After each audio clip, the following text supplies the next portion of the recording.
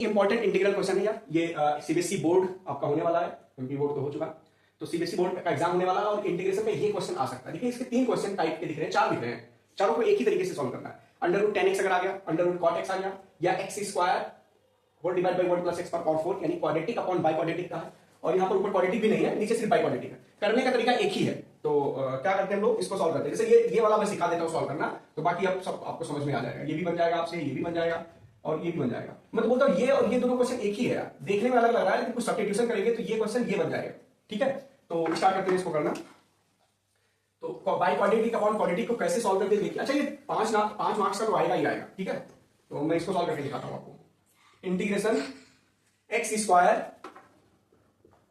1 plus x पर power 4 dx। अब इसमें क्या करना है, क्वाड्रेटिक अपॉन बाई क्वाड्रेटिक का फॉर्मेट है,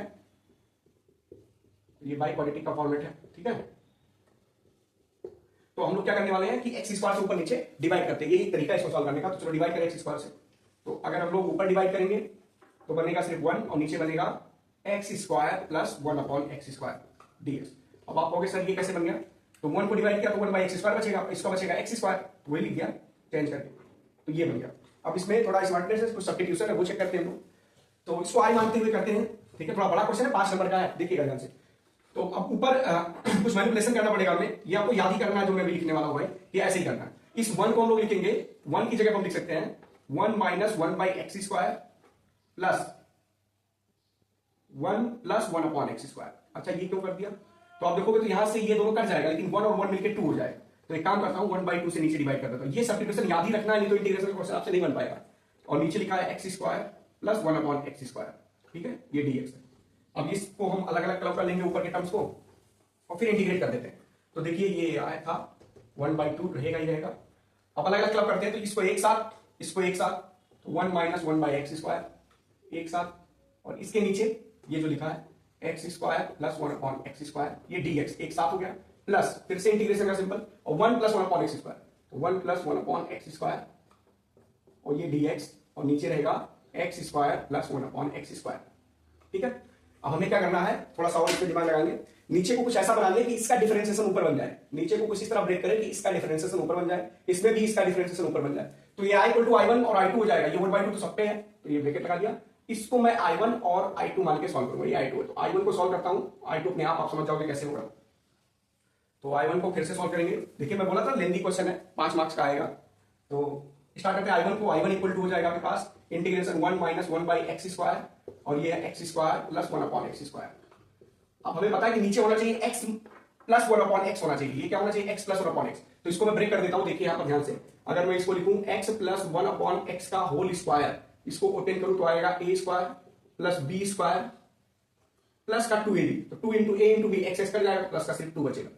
यानी इसकी जगह पर हम लोग ये इधर 2 इधर ला सकते हैं, तो ये this equal to x plus 1 upon x का होल स्क्वायर माइनस 2 हो जाएगा, तो ये ब्रेक हो जाएगा। ठीक है, तो i1 की वैल्यू आपके पास हो जाने वाली है 1 माइनस 1 बाई एक्स स्क्वायर, ऊपर डिनोमिनेटर में है dx, और डिनोमिनेटर आपके पास बनेगा ये वाला x प्लस 1 अपॉन एक्स का होल स्क्वायर माइनस का 2। ओके, अब बस थोड़ा सा सब्स्टिट्यूशन और question solve.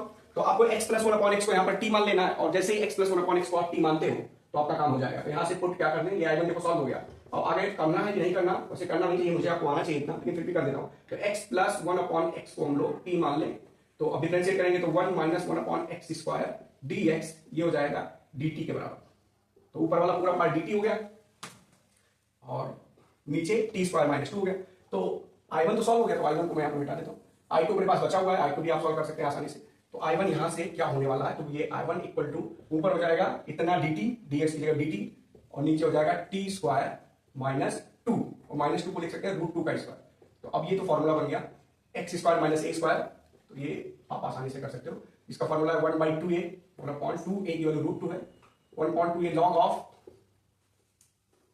x minus a upon x plus a, तो या a माइनस x नहीं x minus a upon x plus a, तो t minus √2 upon t plus √2, और t की वैल्यू वापस सब्स्टिट्यूट कर दे, प्लस का c1 बोल दे, t वापस रख दे, t क्या था आपके पास, t था x प्लस 1 अपॉन x, तो ये i1 बन गया। ठीक है, अब यही काम i2, अब देखो t वापस रखना है, x प्लस 1 अपॉन x रखना है t की जगह पर, तो i1 आ गया। यही काम हम लोग i2 के साथ करने वाले हैं।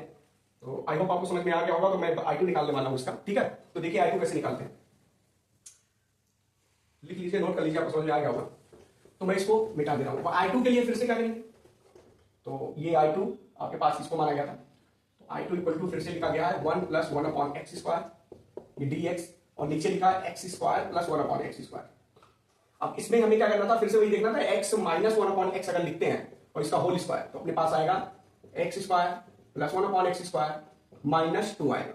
तो इसकी जगह पर आप इसको इधर लाएंगे, प्लस का 2 हो जाएगा, 2 को इधर लाएंगे तो इसकी जगह पर आप लिख सकते हैं ये वाला और प्लस का 2। तो उससे क्या फायदा होने वाला है आप देख लीजिए, उसको टी मानते ही काम हो जाएगा, तो 1 plus 1 upon x square dx, और ये पूरा इधर आएगा तो हो जाएगा x माइनस 1 अपॉन एक्स का होल स्क्वायर और ये प्लस का 2। बस इसको आप तुरंत क्या मान लें, u मान लें, क्योंकि t उसमें मान चुके हैं, तो यहां पे क्या पुट करेंगे, देखिएगा x माइनस 1 अपॉन एक्स को हम लोग t मान लेते हैं, u मान लेते हैं, t मान चुके हैं, तो u मानते ही ये डिफरेंशिएट करें तो 1 प्लस 1 अपॉन एक्स स्क्वायर, ये dx इक्वल टू du हो जाएगा, और आपके पास ये भी हो गया, तो I2 बहुत आसानी से बन गया। तो I2 इक्वल टू हो जाएगा आपके पास इंटीग्रेशन, और ये होने वाला है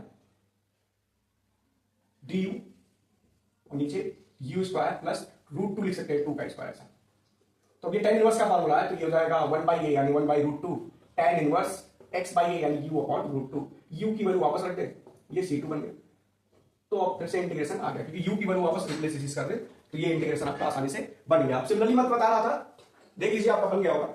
एक और बता रहा था मैं आपको, वो ये था कि अगर आपको integration under root cot x का करना हो या tan x, तो ये सेम क्वेश्चन था, ऐसा मैंने बताया था। तो आइए इसको देख लें सेम कैसे है। तो इसमें एक स्मार्ट सब्स्टिट्यूशन है कि रूट की चीजों को हमेशा टी स्क्वायर मानते हैं, तो यहां पर पुट tan x बराबर टी स्क्वायर, तो देखना भी वैसे ही बन जाएगा क्वेश्चन, ये सेक स्क्वायर एक्स dx हो जाएगा डिफरेंशिएट करने पर, और ये 2t dt हो गया। ओके, सब्स्टिट्यूट कर दिया यहां पर, तो हो जाएगा ये tan x को टी स्क्वायर, तो अंडर रूट टी स्क्वायर हो जाएगा, और dx की जगह पर 2t dt upon sec square x, तो ये 2t dt, और सेक स्क्वायर एक्स नीचे जाएगा, तो सेक स्क्वायर एक्स को लिख सकते हैं 1 प्लस tan स्क्वायर एक्स, तो 1 प्लस tan स्क्वायर एक्स, तो tan x इतना स्क्वायर एक्स tan t पर पावर 4 हो जाएगा, और ये सिंप्लीफाई करेंगे तो ये हो जाएगा 2 बार हो गया, तो t square upon 1 plus t पर पावर 4। तो ये वही क्वेश्चन बन गया। अगर 2 आप ना देखें तो ये x square upon 1 plus x square, तो इसको भी उसी वे में सॉल्व करना है, ठीक है। ऐसे कॉट एक्स में भी टी स्क्वायर मानेंगे तो सिमिलरली ऐसा ही आएगा। ओके, तो इजी था, पास मार्क्स के आएंगे, डेफिनेटली आएंगे यार 5 मार्क्स से। अगर आया भी सीबीएसई में मैथ्स का एग्जाम होने वाला है तो ये आएगा, तो इसको जरूर देख के जाइएगा यार, बढ़िया क्वेश्चन, ठीक है। अगला क्वेश्चन मैं इसको सॉल्व करूंगा, चैनल को लाइक कर ले, शेयर कर ले, सब्सक्राइब कर ले, ये भी बहुत बेहतर क्वेश्चन है। मैं यहाँ पर लिख देता हूँ कि क्या सॉल्व करने वाला हूँ। ये 0 से π/2 log of sin x dx this equal to 0 से π/2 log of cos x dx, ये आपके पास होता है माइनस π/2 log 2, ये प्रूफ करना, और ये भी आपके पास 5 नंबर में ही आता है, ठीक है। तो इसको भी हम लोग करने वाले हैं। चैनल को लाइक करें, शेयर करें, सब्सक्राइब करें। मिलते हैं नेक्स्ट वीडियो में, बाय बाय।